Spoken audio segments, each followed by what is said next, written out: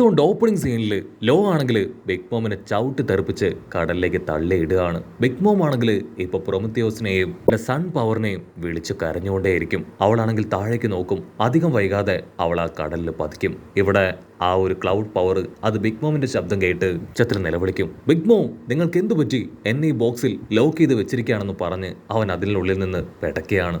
യൂസ്റ്റസ് കിഡിനാണെങ്കിൽ അത് കണ്ട് ഭയങ്കര സന്തോഷം. നീ എന്തൊക്കെ ചെയ്താലും നിനക്ക് ഈ ഒരു ബോക്സിൽ നിന്ന് പുറത്തു വരാൻ പറ്റില്ല. ബിഗ് മോമിനെ നിന്നെ കൊണ്ട് സേവ് ചെയ്യാൻ കഴിയില്ല എന്ന് പറയും. ഫാർഗർ ലോ ആണെങ്കിൽ ഇവിടെ ബിഗ് മോം അവൾ താഴേക്ക് പോകുന്തോറും അതങ്ങനെ കണ്ട് ആസ്വദിക്കുകയാണ്. ഇനി അവളുടെ കാര്യം അത് കടൽ നോക്കിക്കൊണ്ട് പറയും. കടലിലേക്ക് അടിച്ചു വീണ് കടലിന്റെ അടിത്തട്ടിലേക്ക് പതിയെ പതിയെ പോവാണ്. ഇവിടെ ആ സൺ പവർ ആണെങ്കിൽ ബിഗ് മോമിനെ രക്ഷിക്കാനായിട്ട് വീണ്ടും ബാക്ക് ടു നോർമലായി അങ്ങനെ കടൽ നോക്കി കൊതിച്ചു പായും. അത് കണ്ട് സോറോ ആണെങ്കിൽ നിർത്താതെ അതിനെ അറഞ്ചം പുറഞ്ചം വെട്ടും. ലോ ആണെങ്കിൽ സോറോയെ തന്നെ അങ്ങനെ ഞെട്ടലോട് കൂടെ നോക്കി നിൽക്കുകയാണ്. കാരണം കൈഡോയും ബിഗ് മോമും അവർ രണ്ടുപേരും കമ്പൈൻ ചെയ്ത് നടത്തിയ ആ ഒരു വലിയ അറ്റാക്കിംഗ് പവർ അതാരുടെയെങ്കിലും ദേഹത്ത് വീണ തീർച്ചയായിട്ടും അവർ തകർന്നില്ലാതാവും. പക്ഷെ സോറോ അവനവന്റെ ഫുൾ സ്ട്രെങ്ത് ഉപയോഗിച്ച് അതിനെ ചെറുത്തു നിന്നു. സത്യത്തിൽ സോറോ അവൻ വിചാരിച്ചതുപോലെയല്ല, വളരെ പവർഫുൾ ആണെന്ന് ചിന്തിച്ച് അവനെ തന്നെ നോക്കുകയാണ്. ഇവിടെ സോറോ ആണെങ്കിൽ ഗ്യാപ്പ് വിടാതെ പവറിനെ വെട്ടി വെട്ടി കഷ്ണങ്ങളാക്കും. അവനെ ഹെൽപ്പായിട്ട് ഇപ്പൊ കില്ലറും അവനോടൊപ്പം വരികയാണ്. അതേസമയം ഇവിടെ ലൂഫി അവനെയാണെങ്കിൽ ആ കൈഡോ അവൻ തല്ലി തല്ലി കൊല്ലുകയാണ്. ലൂഫി അൺകോൺഷ്യസ് ആയി അവന്റെ കണ്ണ് രണ്ടും വൈറ്റ് കളറിൽ അങ്ങനെ കിടക്കും. ആ സമയത്തായിരിക്കും കൈഡോ ആ സൺ പവറിന്റെ ഉച്ചത്തിലുള്ള നിലവിളി കേൾക്കുക. അവൻ ദൂരേക്ക് നോക്കും. ബിഗ് മോം അവൾ വെള്ളത്തിൽ താഴ്ന്നു പോകുന്നത് അവൻ കാണും. ഓ നോ, അവൾ എപ്പോഴും എനിക്കൊരു തലവേദനയാണ്. ആവശ്യമില്ലാത്ത പ്രശ്നങ്ങളൊക്കെ ക്രിയേറ്റ് ചെയ്ത് ഇതുപോലെ ഓരോ മണ്ടത്തരങ്ങൾ പോയി ചാടും. കൈഡോ ആണെങ്കിൽ ഇപ്പൊ സോറോട് ദേഷ്യപ്പെട്ട് പറയും, മര്യാദയ്ക്ക് ആ സൺ പവറിനെ അതിനെ വെറുതെ വിട്. എത്രയും വേഗം അത് ബിഗ് മോമിനെ സേവ് ചെയ്യട്ടെ എന്ന് പറഞ്ഞ് അവൻ സോറയെ അറ്റാക്ക് ചെയ്യാൻ ശ്രമിക്കും. അത് കണ്ട ലോ ആണെങ്കിൽ അവൻ അങ്ങനെ സ്വിച്ച് ചെയ്ത് അവന്റെ ദേഹത്ത് ആഞ്ഞടിക്കുകയാണ്. കൺട്രോൾ പോയ കൈഡോ കൈ മടക്കി ലോയെ ദൂരേക്ക് അടിച്ച് തെറിപ്പിക്കും. ആ ഗ്യാപ്പിൽ ഇപ്പൊ സൺ പവർ ആണെങ്കിൽ ബിഗ് മോമിന്റെ പേര് വിളിച്ച് കടലിലേക്ക് കൊതിച്ചു പായാണ്. ചോറോ ആണെങ്കിൽ ലോയോട് വിളിച്ചു പറയും, എത്രയും വേഗം ആ സണ്ണിനെ തടയണം, അതല്ല എങ്കിൽ അവൻ ബിഗ് മോമിനെ സേവ് ചെയ്യും. അതിന് ലോ പറയും, ഇത് നമ്മൾ പ്രൊട്ടക്ട് ചെയ്യേണ്ടത് നമ്മളെ തന്നെയാണ്. സോ നീ ടെൻഷൻ ആവേണ്ട കാര്യമില്ല, നമുക്കെല്ലാം ഒരുമിച്ച് നിന്ന് ഫേസ് ചെയ്യാന്ന് പറയും. അതേസമയം ദൂരത്തായിട്ട് ആ ഒരു പവർ അത് വീണ്ടും വീണ്ടും ആ പെട്ടിക്കകത്ത് നിന്ന് നിലവിളിച്ചു കൊണ്ടേയിരിക്കും. അത് കണ്ട് ദേഷ്യം കൂടി വന്ന യൂസ്റ്റസ് കിഡ് അവൻ വീണ്ടും മെറ്റൽസ് ഒക്കെ അബ്സോർബ് ചെയ്തെടുക്കും. എനിക്കാണെങ്കിൽ ഇവിടെ ഭയങ്കര ചാരിതാർത്ഥ്യം. അവൻ ലൂഫിയെ തല്ലിക്കൊന്ന് ഒരു ഭാഗത്തിട്ടിരിക്കുകയാണ്. ലൂഫിക്കിപ്പോ അനക്കമില്ല. ഇവിടെ യൂസ്റ്റസ് കിഡ് അവനാണെങ്കിൽ അവൻ അക്യുമുലേറ്റ് ചെയ്ത മെറ്റൽസ് അതെല്ലാം ആയിട്ട് മുൻപോട്ടേക്ക് അങ്ങനെ പോവാണ്. അതുകൊണ്ട് ലോയ്ക്കും ഭയങ്കര അത്ഭുതം. ഇത്രയും മെറ്റൽസ് അത് ഇവൻ എവിടുന്ന് കൊണ്ടുവന്നു ചിന്തിച്ച് ആ ഒരു വണ്ടർ അടിക്കുകയാണ്. മറ്റൊരു ഭാഗത്ത് സൺ പവർ ആണെങ്കിൽ ആ കടലിലേക്ക് അങ്ങനെ ഇരച്ച് കയറുകയാണ്. അതേസമയം കടലിലൂടെ മുങ്ങിത്താടുന്ന ബിഗ് മോം സൺ പവറിനെ വിളിച്ചുകൊണ്ടേയിരിക്കും. അത് ഞൊട്ടിയടയിൽ ബിഗ് മോമിന്റെ അടുത്തേക്ക് വന്ന് അവളെ അങ്ങനെ മുഴുവനായിട്ടും കോരിയെടുത്ത് മുകളിലേക്ക് നല്ല സ്പീഡിൽ പറന്നു വരികയാണ്. അങ്ങനെ ഒരു വിധത്തിൽ സൺ പവർ ഇപ്പൊ ബിഗ് മോമിനെ സേവ് ചെയ്തു. ബിഗ് മോം ആണെങ്കിൽ ഒരു കണ്ടെയ്നർ നിറയെ വെള്ളം പുറത്തേക്ക് തുപ്പിക്കൊണ്ടേയിരിക്കുകയാണ്. അതിനുശേഷം ശ്വാസമൊക്കെ വലിച്ചുവിട്ട് അവൾ അവളുടെ സൺ പവറിനോട് താങ്ക്സ് പറയും. Thank you very much. നീ കറക്റ്റ് സമയത്ത് വന്നതുകൊണ്ടാണ് എന്റെ ലൈഫ് സേവ് ചെയ്യാൻ കഴിഞ്ഞത്. അതിരിക്കട്ടെ ആ ക്ലൗഡ് പവർ അവൻ ഇതുവരെ എന്നെ രക്ഷിക്കാൻ വന്നില്ല. ഇപ്പോഴും ഇങ്ങനെ തന്നെയാണ്. ഒന്നുകിൽ അവൻ കക്ഷി മാറും, അതല്ല എങ്കിൽ കറക്റ്റ് സമയത്ത് എന്നെ രക്ഷിക്കാനായിട്ട് വരില്ല. സൺ പവറിനാണെങ്കിൽ അവന് തീരെ ഇഷ്ടാവില്ല. അതുകൊണ്ട് അവനും ഇപ്പോ ക്ലൗഡിനെ കുറ്റം പറയാനായിട്ട് തുടങ്ങും. അതെ, അവൻ വെറും ഒരു മണ്ടനാണ്, മാത്രമല്ല സ്വാർത്ഥനാണ്. ഒരിക്കലും ലൈഫ് ദാനമായിട്ട് കൊടുത്ത ബിഗ് മോമിനെ സേവ് ചെയ്യാൻ അവൻ വന്നിട്ടില്ല. സോ നമ്മുടെ ഫാമിലിയിൽ ഇനി അവന് ആവശ്യമില്ല. അതിന് ബിഗ് മോമും അതെ, അവനെ നമുക്ക് നമ്മുടെ ഫാമിലിയിൽ ആവശ്യമില്ല എന്ന് തീർത്ത് പറയും. മറ്റൊരു ഭാഗത്ത് പാവം ക്ലൗഡ് അതാണെങ്കിൽ ബിഗ് മോമിന്റെ പേര് വിളിച്ച് ആ പെട്ടിയിൽ കിടന്ന് പെടക്കുകയാണ്. പവർ ആണെങ്കിൽ വീണ്ടും വീണ്ടും അവളെ ബ്രെയിൻ വാഷ് ചെയ്യാണ്. സത്യത്തിൽ അവനൊരു യൂസ്ലെസ് ആണ്. അവന്റെ പവർ കൂടെ ഉണ്ടെങ്കിൽ എന്റെ പവർ ഒരല്പം ബൂസ്റ്റ് ഒക്കെ ആവും. പക്ഷെ അവനൊരു നല്ല കമ്പാനിയൻ അല്ല. അവന് വിരോധമില്ലെങ്കിൽ അവനെ എലിമിനേറ്റ് ചെയ്ത് അവന് പകരമായിട്ട് എനിക്കൊരു ഗേൾ ഫ്രണ്ടിനെ സെറ്റ് ചെയ്ത് തന്നൂടെ. അങ്ങനെ ആവുമ്പോൾ ഞങ്ങൾ രണ്ടുപേരും പെയറായിട്ട് എനിക്ക് ബിഗ് മോമിനെ എപ്പോഴും സപ്പോർട്ട് ചെയ്യുന്നു പറയും. അത് കേൾക്കുമ്പോൾ അവൾക്കും അതൊരു നല്ല ഐഡിയ ആണെന്ന് തോന്നും. അതേസമയം ദൂരത്തായിട്ട് യൂസ്റ്റസ് കിഡ് മെറ്റൽസ് എല്ലാം കയ്യിൽ കരുതി ബിഗ് മോം മുകളിലേക്ക് വരെ അവളെ അറ്റാക്ക് ചെയ്യാനായിട്ട് അങ്ങനെ റെഡിയായിട്ട് നിൽക്കും. അതേസമയം ബിഗ് മോം അവൾ കൈ നീട്ടി ക്ലൗഡ് പവറിന് പകരം സൺ പവറിന് ഒരു പെയറിനെ ക്രിയേറ്റ് ചെയ്യാൻ തുടങ്ങുകയാണ്. കട്ട് ചെയ്താ ഇപ്പൊ ദൂരത്തായിട്ടൊരു കപ്പൽ കാണിക്കും. അത് മറ്റാരുടെയും കപ്പലല്ല, സാക്ഷാൽ ലോയുടെ കപ്പല്.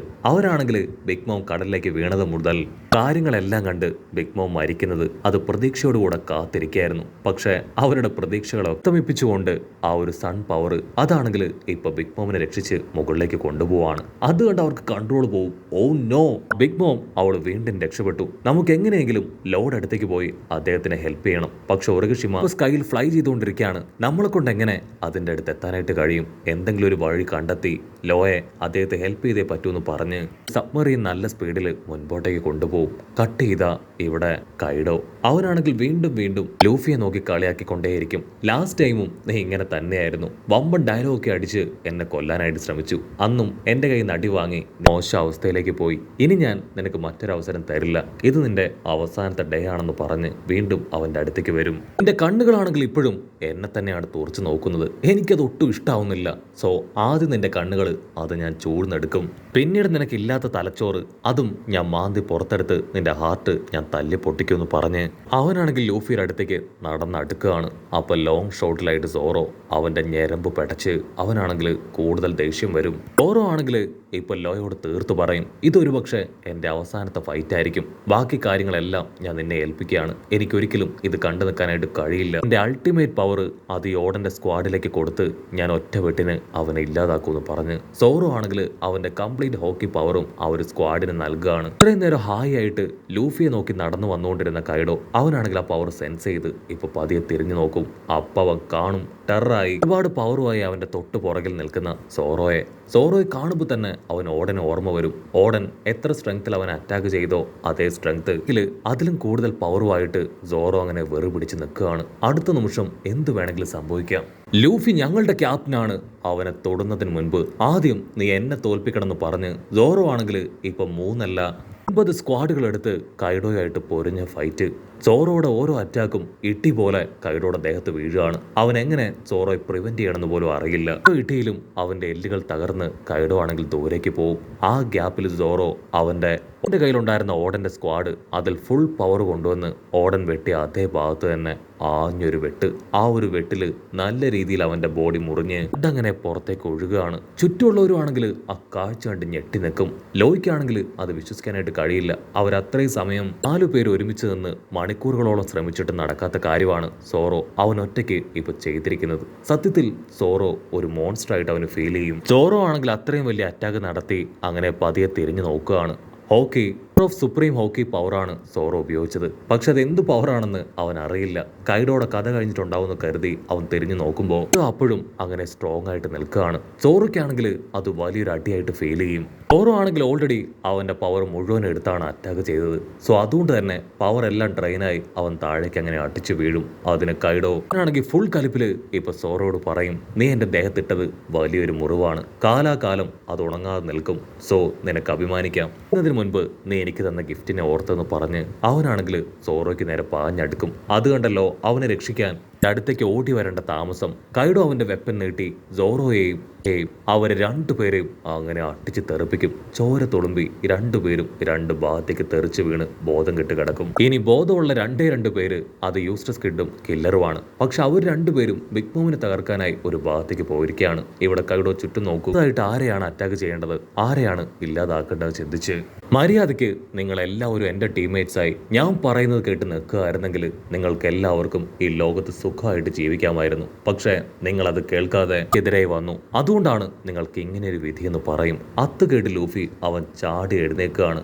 നിന്നോടൊപ്പം അലയൻസ് ക്രിയേറ്റ് ചെയ്യുന്നതിലും നല്ലത് സൂയിസൈഡ് ചെയ്യുന്നതാണെന്ന് പറഞ്ഞ് അവനങ്ങനെ ടെററായി കൈഡോയ്ക്ക് നേരെ വരുന്നതോടുകൂടെ ഈ ഒരു എപ്പിസോഡും അവസാനിക്കുന്നു. എപ്പിസോഡ് ഇഷ്ടപ്പെടുകയാണെങ്കിൽ തീർച്ചയായിട്ടും ലൈക്ക് ചെയ്യാനും കമൻറ്റ് ചെയ്യാനും ഷെയർ ചെയ്യാനും മറക്കല്ലേ. അടുത്തൊരു അടിപൊളി എപ്പിസോഡുമായിട്ട് കാണുന്നവരെ it's me with Mallu episode.